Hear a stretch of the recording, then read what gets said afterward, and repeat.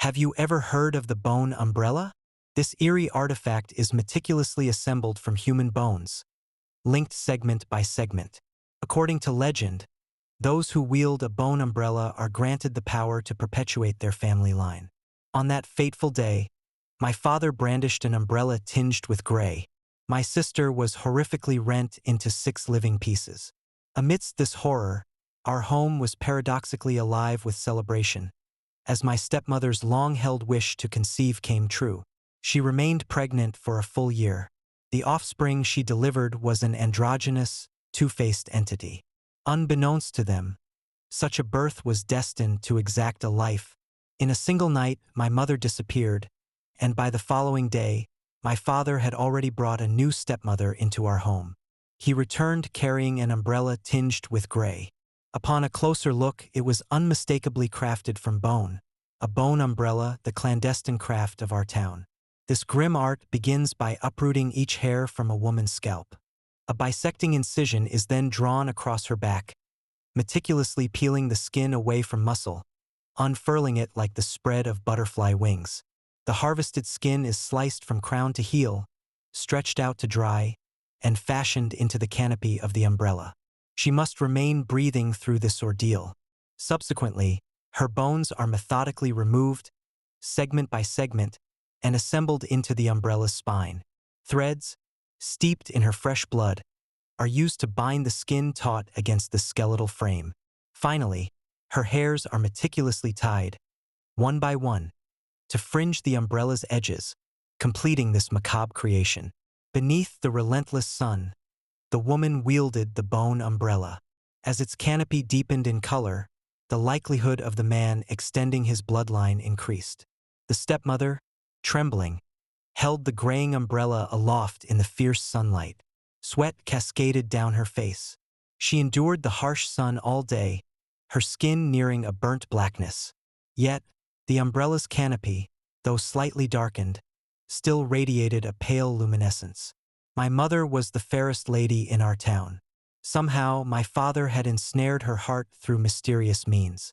Locals often said that my mother marrying my father was like a flower planted in dung. Furious, my father decried their words as sheer envy. Several months back, my father took an unexpected interest in needlework under my mother's guidance. She jovially chided him for shamelessly partaking in women's tasks. Despite her jests, she taught him with enduring patience. Regrettably, her generosity was met with treachery. Employing the very techniques she imparted, my father painstakingly stitched through her bones. After a month of exposure, the stepmother finally darkened the bone umbrella. My father observed her with a satisfied smile as she handled the completed artifact. He then stowed the umbrella in a corner. A month later, the stepmother conceived, fulfilling her wish. A witch, consulted by my father, confidently predicted a boy, causing his smile to stretch almost to his ears. At that moment, a village whisper reached my father's ear. With a resounding bang, my father's fist crashed down on the table, his mustache practically quivering with fury. He ushered us toward the village shrine. Approaching, we encountered a crowd. I forced my way through, a sudden shock freezing me as my eyes caught sight of a scene. A fragile figure was bound and kneeling, scantily clad in tattered garments, her head crowned with tangled black hair. A quick look at her back disclosed a birthmark resembling rose-red petals. Could it be? I raced to the front for a clearer view. Unmistakably, it was my sister. Our eyes locked. Hers were filled with a profound despair, her lips parted slightly. I noticed several burly men wielding thick, pencil-like needles dripping with saline, splattering the ground. Her agonized scream pierced the air as blood erupted hot and foul. She crumpled to the ground, her fingers bleeding profusely. I bolted toward her, pain flashing through my hand. Turning, I realized my father was restraining me. He slapped me sharply, leaving a vivid handprint on my face and a trickle of blood at the corner of my mouth. Disbelief widened my eyes as I faced my father. My sister was subjected to inhuman torture while my own father stood by and did nothing. Your sister was trashed by some jerks from the village.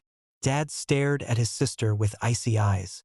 As usual, my sister was walking home from her day's labor in the fields. Out of nowhere, hands reached from the jungle, pulling her inside as she screamed in terror.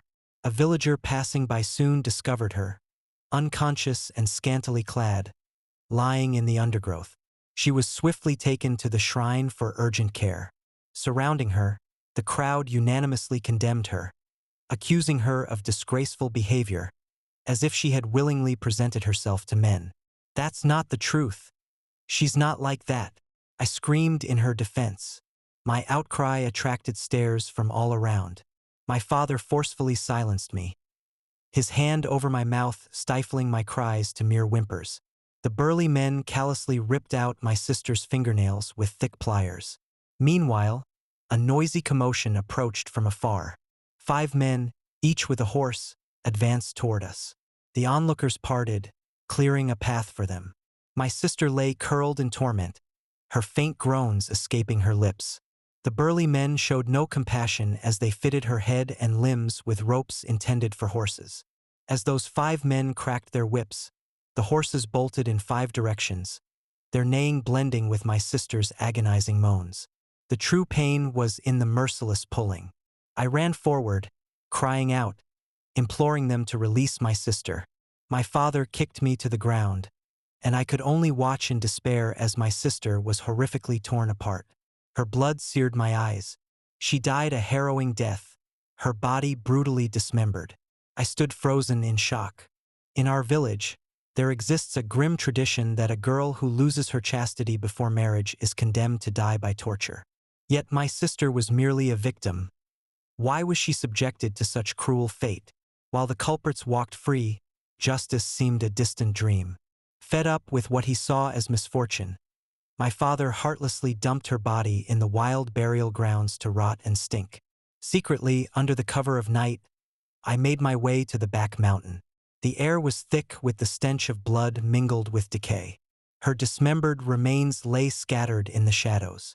Closer examination revealed a face, its eyes hollowed out to black voids. Tears welled up as I dug through the earth, my fingernails blackened with grime. I dug a deep, solemn grave. I pieced together her scattered remains as completely as possible. Reaching for the last fragment buried deep, it felt grotesquely soft, akin to rotten flesh. My stomach churned violently, threatening to expel its contents. With great distress, I felt around, discovering several bones were missing. I stood, surveying the desolate scene. Only the skeletal trees bore witness, solitude my only company. Who could have done this? Tears mingled with the soil covering my sister. I carefully concealed her remains and left the mountain. Back home, the absence of grief was palpable, as if she had never existed within these walls. For them, one fewer mouth to feed might even be a cause for secret relief. The whole town was abuzz with anticipation for the arrival of the baby from the stepmother's womb. As the due date approached after 10 long months, tension and excitement mounted.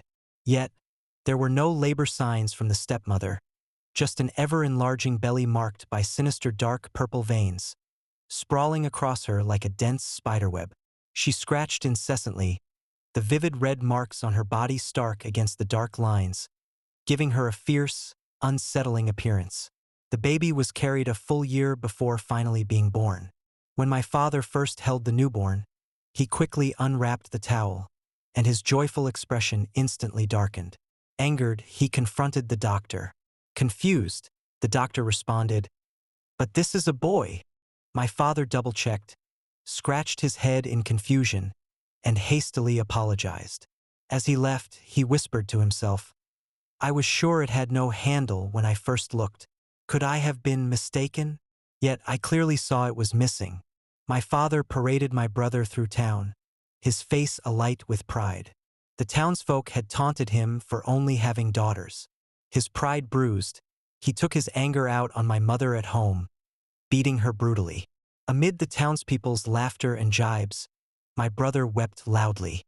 Yet, my father, masking his earlier fury, tenderly soothed my crying brother. For the first time in my memory, my father wore a facade of kindness today, a sharp contrast to the resentment I'd seen since my sister's birth. He brought home a bag of bones, claiming it was to make a restorative soup for my stepmother. She was sprawled on the bed, fighting for life, her stomach folded upon itself like a deflated balloon. Her soft moans filled the air at intervals. With a somber face, my father told me to watch over my brother in the room while he took to the kitchen, a place he usually shunned. The scenario didn't sit right with me. I crept to the kitchen and through a sliver in the door, I witnessed a chilling scene. My father, with furtive glances, unfolded a piece of paper. I recoiled into the corner, my eyes wide, hand clamped over my mouth. He methodically poured the white powder from the paper into the soup, stirring it with a satisfied smirk. His face, twisted with greed, was unmistakable. Suddenly, a cry pierced the silence. Startled, I realized my brother was awake. I made a dash for the room before being noticed by my father. But with a bang, I hit the floor hard. Turning, I saw my father, knife in hand, advancing from the kitchen, his stare pinning me down. Desperate to escape, I found myself immobilized, slumped helplessly on the floor as if struck down. The sound of my father's footsteps was ominously clear and increasingly close. A vast shadow loomed over me. His hands, like iron clamps, tightened around my neck as he peered down with a darkened face. "What are you doing here?" he demanded sharply. Suspended in the air, my face reddened as I gasped. I smelled meat and came to look. My eyes darted towards the kitchen, filled with a desperate longing. Suddenly released, I crashed to the floor.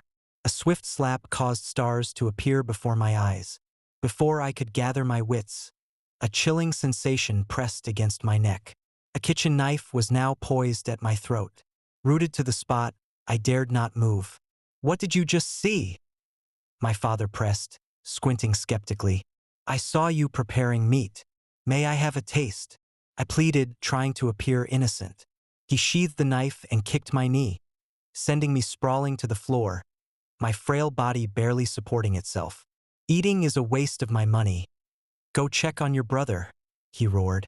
Limping back to the room, I felt an icy stare trailing behind me. Turning, I glimpsed a sinister shadow smirking behind my father. A cold sweat enveloped me. I rubbed my eyes vigorously. When I looked again, it had vanished. Frozen in shock, my father abruptly seized my collar, hoisting me into the air. He flung me violently against the wall. A muffled groan escaped as I slid down the surface. A sudden malice flared within me. With trembling hands, I pointed behind my father and whispered, "Someone's there." Startled, he turned with mechanical stiffness, finding nothing but air. I seized the moment to flee to my room, clutching my chest. From behind the door, his curses filled the air until my little brother's wails silenced him. I had narrowly escaped. His fondness for my brother was evident. I cradled my little brother, his cries ceasing instantly. I unfolded his outer garments. My eyes widened, my hands nearly failing me. No, it was unmistakably a girl. Inside, I churned with turmoil, but outwardly, I remained composed. Silently, I dressed her, my mouth covered to stifle any sound. Stepping outside, I saw my father with a bowl of greasy soup, entering my stepmother's room. She leaned back as he fed her, smiling like the perfect husband. Unknown to him, his tenderness veiled a deadly plot. Days later, revitalized, my stepmother stood, stick in hand, chasing and striking me. 7 days on, my stepmother's abdomen had swelled anew. At first, I assumed she had merely overeaten. It was only after my father, beaming with joy, announced her pregnancy that I realized just how much her stomach had enlarged. How could she be pregnant again so swiftly? Was this related to my father's actions that fateful night? A chilling thought invaded my mind. From the room, my stepmother's agonized screams filled the air. Outside, my father was a picture of distress, pacing incessantly. Then, he abruptly hauled me into the room as if dragging a carcass. I was stunned by the sight before me. Her abdomen was so distended it seemed she might deliver at any moment. perhaps even more swollen than that. And yet, it had been only a month. Suspicion flickered through me as I solemnly regarded my father, who stood nearby. His insistence on her confinement to the room all month now made a grim sense. She lay gasping on the bed, her mouth agape. My father, brows furrowed, muttered curses, urging her to exert more effort. Suddenly, her stomach began to contort and swell grotesquely. Drawing nearer, the gurgling noises became distinct. Her face was bloated, contorted in sheer agony. With a piercing scream, her stomach burst open, revealing a tiny, blood-soaked foot. The force was astounding. Shortly, another foot emerged into view. Dad stretched out his hand to grasp the baby's feet, attempting to extract them outright. He paid no heed to the stepmother's plight. Dad had nearly extracted the infant's upper body, but now it remained wedged at the neck, unable to come free. The longer the extraction took, the dimmer the baby's chances of survival grew. Dad instructed me to fetch a pair of scissors. I passed the scissors to Dad. Dad paused for a few seconds before he somberly cut open the stepmother's belly with the scissors. The stepmother's anguished cries reverberated through the room. Gradually, the cries of the stepmother weakened. At last, Dad extracted a blood-soaked head from within the stepmother's abdomen. As Dad extracted the baby, his hands drenched in blood, the stepmother succumbed. I was utterly astounded. The infant was born with luxuriant black hair. Dad proceeded to the corner where the umbrella spokes were stored, scraping the scissors against them. He carefully collected the white powder in his palm and fed it to the stepmother. In an instant, her previously sealed eyes burst open. She even stood up. Her gaze was hollow and devoid of life, her smile eerie and unsettling. A ticking noise began to resound. It emanated from the gruesome, bloody mess on the stepmother's abdomen. Yet, she appeared impervious to pain. She seemed both alive and not, akin to a walking corpse. I scurried behind Dad, overwhelmed with dread. The stepmother cast a glance at the blood-drenched infant on the bed. The cries of the infant ceased. The baby's once short hair began to lengthen visibly, floating in the air and drifting towards Dad. In a swift motion, Dad was hoisted from the ground, his neck entwined by the hair that slowly enveloped his entire form. He writhed, combining the strength of his limbs in desperate resistance. In mere seconds, Dad's complexion flushed a deep red, his strength failing. As suffocation loomed, my eyes caught the sight of the bloodied scissors on the ground. Picking them up, I turned to find the baby on the bed, gazing at me with an unsettlingly familiar look. Stepping forward, I realized the hair showed no signs of aggression. With a resolute snap, I severed the hair. Instantly, Dad thudded to the ground with a resonant crash. The cut hair disappeared from the floor in an instant. The menacing tresses around Dad had vanished, and the baby's hair had reverted to its initial state. Only the stepmother remained, her gaze chillingly fixed on us. What was this enigma unfolding before us? The baby now lay serenely asleep on the bed. I shakily approached, tested for breath beneath the infant's nose, then crumbled to the floor, recoiling. He was breathless. Staring down at the scissors I held, I cast them away. Had my act of cutting the baby's hair condemned it to its fate? Disbelief gripped me. Was it possible that my sister was possessing her? As I looked up, a ghostly pale face confronted me. Startled, I gasped. "That baby seems lifeless. You should check on it." Pointing towards the infant, my voice quivering. But the stepmother remained silent, advancing towards me. Abruptly, her pupils, which were usually black, turned entirely dark, losing all whiteness. A chilling coldness crept up from behind. My legs trembled, and though I tried to flee, I felt paralyzed, unable to summon any strength. The stepmother, her hands smeared with blood, touched my shoulder. A scream shattered the air. Her stomach suddenly swelled dramatically. Pain contorted her face as black tears streamed down. Dad thrust the stepmother in front of me as a shield. As she hit the ground, I regained control of my legs. She thrashed and screamed, Dad swore and commanded me to secure her arms, preventing her escape. Automatically, I gripped her hands tightly. Her abdomen kept swelling ominously. Dad, wielding scissors, made haphazard cuts across the stepmother's belly. The room filled with the sounds of snipping scissors and agonized screams. Blood splashed across my face as I bore witness to this horrific scene. Watching, I saw Dad pull another infant from the stepmother's womb. He then retrieved a spherical object from his pocket. The scene was a stark contrast of black and white. These were eyeballs. Suddenly, a horrifying image flashed through my mind. Could this be my sister's eyeball? Dad forcefully stuffed the orb into the baby's mouth. The infant chewed it like food, mashing it thoroughly before swallowing. I watched, incredulous. How could a newborn chew like that? This was monstrous. My stepmother lay dying on the floor, her wet hair plastered across her face. The hair at the back of her head split, revealing a face unmistakably like my mother's. Alarmed, I recoiled. Glancing at my father, he appeared to notice nothing out of the ordinary. Could it be? Was I the only one who could see this? Dad produced a packet of powder and another spherical object, feeding them to my stepmother. Her abdominal wound began healing. She stood effortlessly and took the baby from my father. He softly soothed her, acknowledging her ordeal.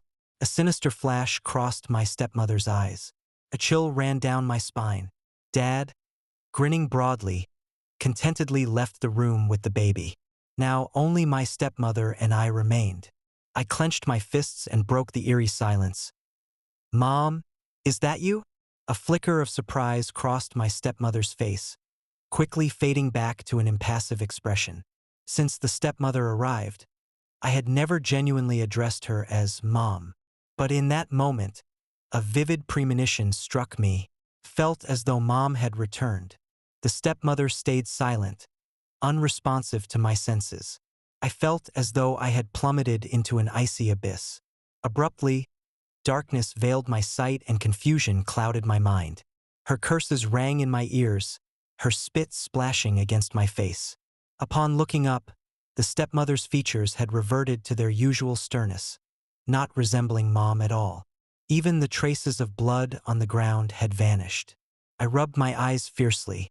The world spun, my thoughts jumbled like porridge. It was as though the previous moments had never transpired. Why? Was everything just a hallucination? Unseen, the stepmother seized a broom and struck me fiercely across the face. Blood instantly spattered on the floor. Intense pain surged through me.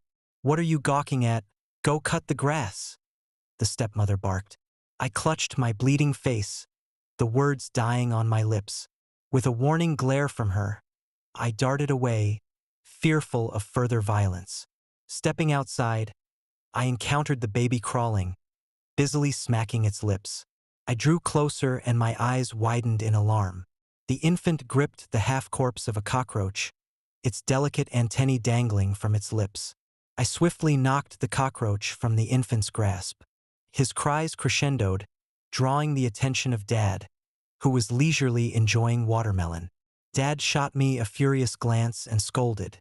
"He was eating a cockroach," I said, pointing at the infant, terror written across my face. Dad, unfazed, scooped up a scurrying rat and tossed it to the baby. The infant's eyes gleamed at the sight, and he stood, giggling, clasping the rat. I was taken aback by his sudden ability to stand. The rat emitted pitiful squeaks, and snared in the baby's firm hold. The infant swiftly thrust the writhing rat into his mouth, chewing vigorously, his lips smeared with blood. The grotesque sounds were unbearable. Chunks of flesh and blood that dropped were promptly devoured. Blood trickled from his mouth, dripping steadily onto the floor. Meanwhile, Dad lauded the baby. My stomach revolted, nausea overwhelming me. It was horrific. This was beyond human. The following day, screams that shook the very walls erupted. I burst into the room. The infant's limbs had disappeared, leaving only his torso. His skeleton had been stripped bare. His mouth agape, black tears streamed down his face. Peering closer, his eyeballs had vanished, Only 2 bloody cavities remained. I recoiled in shock. The corpse beneath smirked, its mouth bloodied, baring teeth at me. Terrified, I retreated. Dad interred the infant's remains with unseemly haste. Neither the stepmother nor Dad exhibited any grief, as if they had preemptively reconciled themselves to this outcome. Deep in the night, a persistent knocking at the window ensued. Long after it began, the sound persisted. Rising, I approached the window slowly. Opening it revealed nothing. Then, a sudden pain jabbed my shoulder. Whirling around, I nearly cried out. A hand was clamped firmly over my mouth. It was the village shaman. Once she was sure I would remain silent, she cautiously withdrew her hand. I looked on, perplexed and frowning, at the shaman. "Do you sometimes see strange things?" she asked, a mysterious tone in her voice. I hesitated before nodding. Abruptly, the shaman prostrated herself before me, her head touching the ground. I recoiled in alarm, backing into the wall. She proclaimed me the Bone Umbrella Woman, the village's most arcane figure. Whenever the village's secret arts were deployed, the Bone Umbrella Woman would emerge, endowed with the ability to see what remained invisible to others. These invisible presences were the souls of the victims, tormented to death. To dismantle the spell of the Bone Umbrella meant enabling the victims to seek their vengeance. I was their ally. By fulfilling the victims' last wishes, their spirits would be released to peace. The shaman whispered into my ear, and I involuntarily widened my eyes. Her gaze burned with a bloodthirsty fury. After imparting her instructions, she slipped away quietly. The next morning, as I descended the stairs, I caught sight of my father in the knitted sweater. Tears immediately sprang to my eyes. My mother had spent several sleepless nights knitting it, each stitch meticulously crafted. Yet, without any shame, my father dared to wear it. My stepmother descended the stairs cradling my little brother. Taking the baby from her, my father cooed and smiled, making the baby laugh heartily. Watching their affectionate interaction churned my insides. I murmured incessantly to myself. Suddenly, my brother bared his sharp teeth and bit my father on the neck without warning.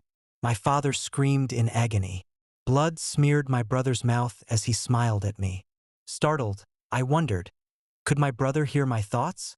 I had just been silently wishing my father's torment. Was this merely a coincidence? Or could he actually hear? The sudden violence startled everyone present. In pain, my father dropped my brother, who landed with a thud. Yet, there were no cries, only a foolish grin as he gazed up at my father. My stepmother quickly scooped him up from the ground. Cradled in her arms, my brother once again appeared docile. 2 dark red puncture marks adorned my father's neck. Despite his agony, my father praised my brother's strong bite. My brother turned towards me, his face briefly contorting into a sinister smile before it faded. With a fleeting glance, I watched as his face unervingly morphed, from a blur into sharp focus. I narrowed my eyes. It was my sister. A flash of last night's conversation with the witch crossed my mind. That's why I had recognized that my brother was actually a girl. Previously, when I had tried to clarify this to Dad, he accused me of jealousy.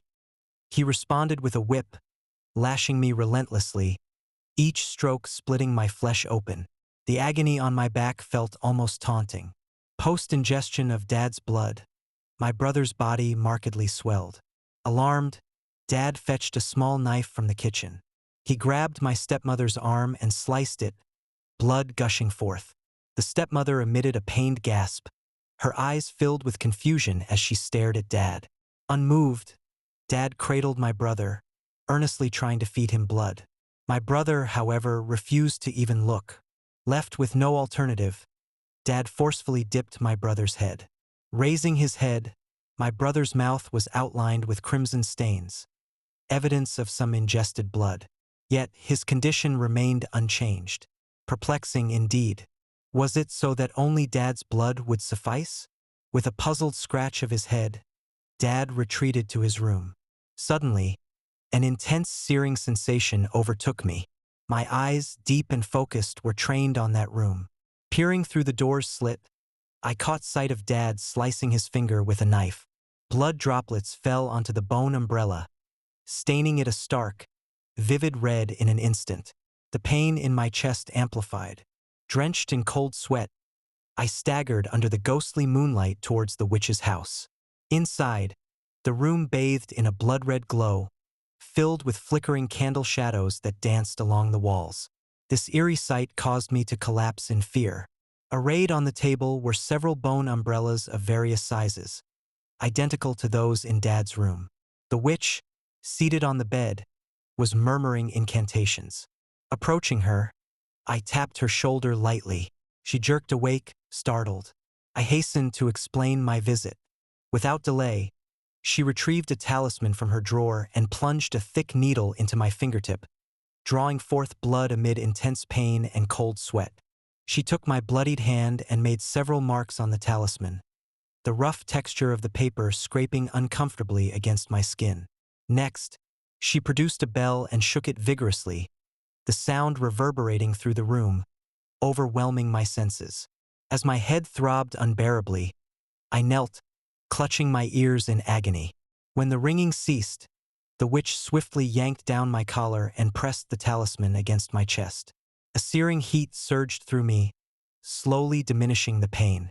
I glanced down and noticed the talisman adhered tightly against my chest. The witch spoke in a mysterious tone. "This talisman will save your life at a critical moment." Her foreboding words sent a chill through me. Was I destined to face grave danger? And those bone umbrellas in her room, what were they about? A terrifying possibility dawned on me. By the time I returned home, dawn had broken. I stealthily opened the door, fearful of any noise. "What were you doing?" A deep voice sounded from behind. I stiffened, paralyzed with fear. I managed to steady my pounding heart and controlled my breathing. Turning, I saw Dad sitting on a stool, his gaze icy. Thinking quickly, I said, "I couldn't sleep.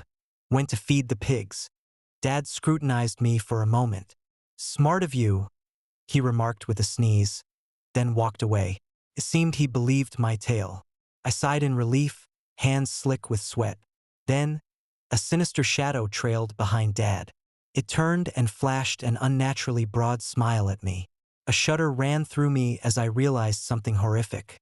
The shadow had a long, sharp beak that had sunk into Dad's neck. I watched in horror as it drew blood. In just a few days, Dad's complexion turned ghostly pale, his eyes empty, his body dramatically withered. That night, Dad's fever soared to 60 degrees Celsius, and he was horrifically burned to death. By all logic, my task should have ended, yet the shadow lingered, haunting my sight. What was unfolding? Memories of the mismatched bone umbrellas in the witch's room flooded back. Could it be? I dashed towards the witch's dwelling. "The witch, Dad has died," I yelled before crossing the threshold. The witch nodded approvingly. "Your task is complete." I harbored doubts. Pretending to leave, I concealed myself nearby. Then, a slimy tongue grazed my neck. I froze, silently holding my breath. The shadow zipped back to the witch's side. Shock coursed through me. So the witch had conjured the shadow. Was Dad's death orchestrated by her? "Now, another bone umbrella can be added," the witch intoned darkly. Anxiety gripped me. I was on the verge of slipping away when I inadvertently disturbed a bowl at the doorway. Alerted by the noise, the witch dashed outside. I scrambled to my feet and attempted to flee, but was swiftly immobilized. With no avenue left, I turned in dread to see the witch bearing down on me, cane in hand, her visage cruel. A shadow surged at me. The world spun into darkness. Blindfolded by the dark, I faintly heard the witch speaking, though to whom, I couldn't tell. If not for the new batch of bone umbrellas, I might have disposed of her too. But I gave her a drug. She'll remember nothing, the witch mused. She didn't know of my natural immunity to all medications, a secret I'd guarded closely. I knew my next move. Feigning consciousness, I slowly opened my eyes and scanned the room. Yet the witch was alone. Who had she been conversing with? As she noticed my awakening, she assisted me to sit up. Her gaze was searching as she questioned what had transpired. With feigned innocence, I clasped my forehead, mimicking a headache, and shook my head. She allowed me some rest before departing. I breathed a sigh of relief, having narrowly escaped her schemes. Later, as I walked, the image of a knitted sweater in the witch's room, identical to one my father once wore, flashed through my mind. Disturbed, I raced home and ascended the stairs. I tore through Dad's wardrobe with fervor. As expected, the sweater was missing. Overwhelmed, I staggered backward, my foot stumbling upon a hollow in the floor. Suddenly, the room shook violently, a loud noise erupting. The wardrobe creaked open to reveal a dark passageway, its light flickering ominously. Gritting my teeth, I ventured into the corridor. Upon reaching a turn, the ceiling lights blazed on, illuminating the corridor with stark brightness. I thrust the door before me open, my face contorted in shock. The walls bore blood-drenched human skins, and bones lay strewn across the table. Approaching, the pungent stench of blood engulfed me. A sinister chill swept from behind. From the darkness, a skeletal hand reached out and clutched my wrist. Before I could grasp what was happening, I was yanked from the secret chamber back into the room. The skeletal hand then pointed toward a compartment beneath the wardrobe. It didn't attack. It appeared to be pointing me toward something. Puzzled, I looked where it indicated and saw a hefty lock. I seized a wrench nearby and started pounding at it. Blow after blow. With a snap, the lock dropped to the ground. I slid open the drawer, and its contents left me dumbfounded. Inside was a knife. The handle was sculpted into an eerie skull, the blade etched with intricate runes. Touching the blade, the runes shifted. Pain shot through my finger. A drop of blood formed on my fingertip. Was this blade designed to draw blood on contact? Beneath the knife lay a letter. Tears welled in my eyes as I recognized my mother's handwriting. The letter revealed, "The witch, using her clandestine arts, has misled our village by claiming her practices could perpetuate our lineage. In reality, they cost the life of their creator. Each bone umbrella in her room represents a deceased, a puppet she manipulates at will. Driven to madness by his longing for a son, my child's father colluded with the witch to transform me into a bone umbrella. I accidentally uncovered their plot and knew I had to act. Doing nothing would spell my certain demise. I discovered a method known as blade nurturing. Daily, I would anoint the blade with my blood. After 99 days, should the blade touch the spellcaster's skin, it would aggressively extract blood until none remained. I was successful, yet I never had the opportunity to wield it. The handwriting faded toward the end of the letter. Clearly, my mother had been tormented by them, drained of all energy to save herself. I wrapped the blade in cloth and concealed it within my clothes. In the dead of night, I stealthily entered the witch's abode. Shadows danced across the room. The witch sat in deep meditation, her eyes shut, on a floor mat. Silently, I approached, unsheathed the blade, and aimed a ruthless stab.